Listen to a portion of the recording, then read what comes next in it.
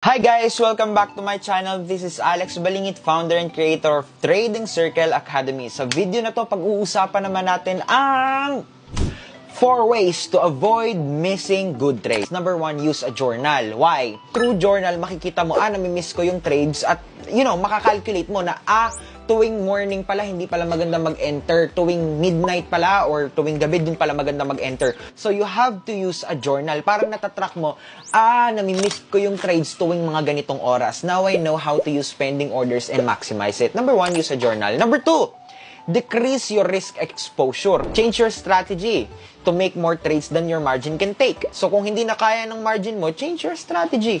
Number 3, setting alerts and orders. Napaka-important po nito para hindi nyo ma-miss yung good trades. So, this is a way on how you're going to fight FOMO. For the last is look Forex as a whole. Hindi pwedeng parang puro ups lang ang i-feel mo sa sarili mo. Puro ups lang yung hahanapin mo. Kailangan up and down.